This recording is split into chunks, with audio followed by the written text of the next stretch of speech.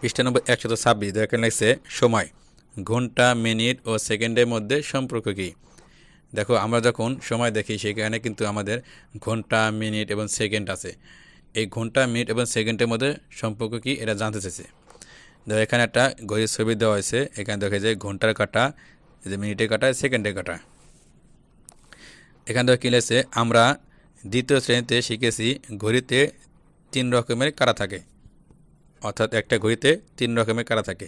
সবচেয়ে ছোটো কাঁটা ঘন্টা, অর্থাৎ এই যে ছোটো কাঁটা আছে এটা হচ্ছে ঘন্টা কাঁটা।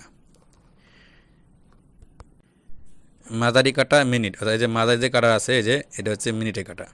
এবং সবচেয়ে বড় কাঁটা সেকেন্ডে নির্দেশ করে, অর্থাৎ এই যে বড় যে কাঁটা আছে সে সবসময় ঘুরতেছে, এটা হচ্ছে সেকেন্ডের কাঁটা। এই সেকেন্ডের কাঁটা সবসময় কি ঘোরার উপর থাকে।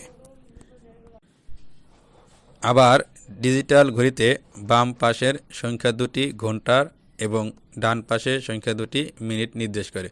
অর্থাৎ যখন আমরা ডিজিটাল কোনো ঘড়ি দেখি যেখানে সংখ্যা লেখা থাকে, এরকম কাটা থাকে না, সেখানে যে বাম পাশে যে সংখ্যা থাকবে সে সংখ্যা হচ্ছে ঘন্টা, আর ডান পাশে যে সংখ্যা থাকবে সেটা হচ্ছে মিনিট নির্দেশ করে।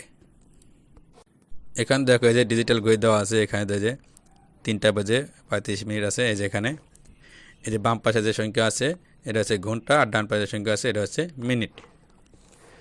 এবার এখানে সময়ের একক, তো সময়ের একক কী কী? সেকেন্ড, মিনিট, ঘন্টা। এটা মনে রাখবে, এগুলো হচ্ছে পরীক্ষা আসতে পারে, এগুলো মনে রাখতে হবে। এই যে সময়ের একক, তারপরে পরিমাপের একক, এবার এগুলো হচ্ছে মনে রাখতে হবে। তাই সময়ের একক কী কী? সেকেন্ড, মিনিট, ঘন্টা। সময়ের এককের মধ্যে সম্পর্ক, তাহলে সময়ের একক যে আছে আমাদের সম্পর্ক কি? 60 সেকেন্ডে 1 মিনিট, যখন 60 সেকেন্ড হবে তখন 1 মিনিট হবে। আবার 60 মিনিটে 1 ঘন্টা। অর্থাৎ এই যে ঘড়িটা যে কাঁটা যে ঘুরতেছে সেকেন্ডে কাঁটা, এটা কিন্তু সবসময় ঘুরে। এটা যখন এই 12 থেকে শুরু করবে, সবসময় 12 থেকে শুরু করবে। 12 থেকে যখন এদিক দিয়ে ঘুরে আবার এই পর্যন্ত আসবে তখন কি এটা 60 সেকেন্ড হবে এবং 1 মিনিট হবে। 60 সেকেন্ডে 1 মিনিট।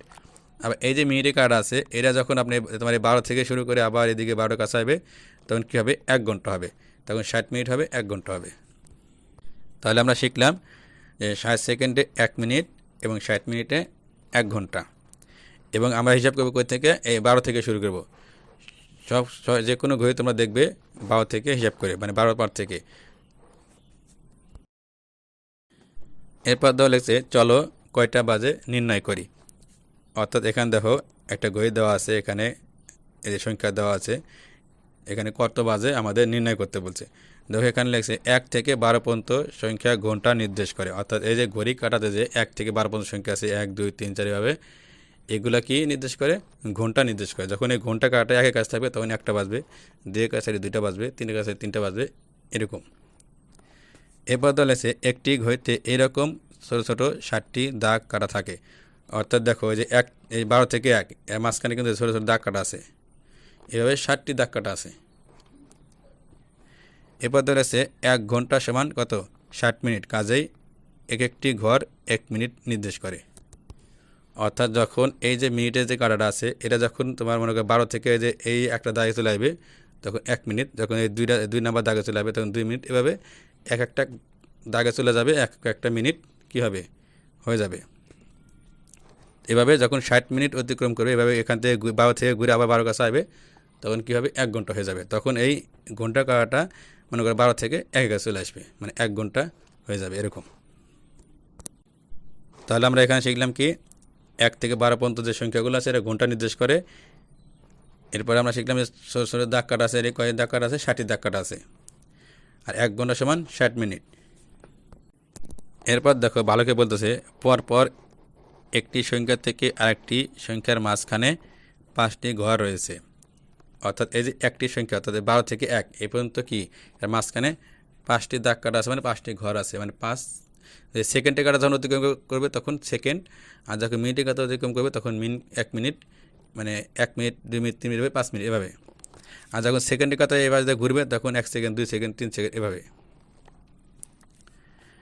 এরপর দেখো এখানে কি লিখছে? মিনিটে কাটা 33 মিনিট নির্দেশ করে। কাজেই সময় হলো 2টা বেজে 33 মিনিট বা 2টা 33। দেখো এখানে যে এই যে 30 মিনিট দেখাচ্ছে, দেখো এই যে 2টা বাজে ঘন্টা কাটা 2 এর কাছে আছে 2 থেকে 2 এবং 3 মাঝখানে আছে, মানে 2টা পার হয়ে চলে এসেছে, এজন্য মাঝখানে আছে।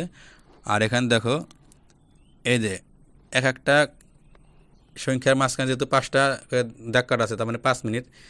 তাহলে দেখো এখানে 12 থেকে 1 পর্যন্ত কত 5 মিনিট, 5 এখান থেকে 2 পর্যন্ত কত 5 আর 10 মিনিট, এখান থেকে 3 পর্যন্ত কত 10 আর 5 15 মিনিট। এবার এখানে 4 পর্যন্ত কত হবে 15 4 20 মিনিট, এখানে 5 পর্যন্ত 25 মিনিট, 6 পর্যন্ত কত 5 6 30 মিনিট। এখন দেখো এই যে মিনিটে কাটাটা এই 6 থেকে কি আছে, এই 3 দাগ ভিতরে আছে, তার মানে কি 33 মিনিট, মানে আরও 3 মিনিট অতিক্রম করছে। তাহলে কত বাজে 2টা বেজে 33 মিনিট। এই যে মিনিটে কাটাটা আছে, এই কাটাটা এই একটা করে দাগ অতিক্রম করবে, একটা করে মিনিট চলে যাবে।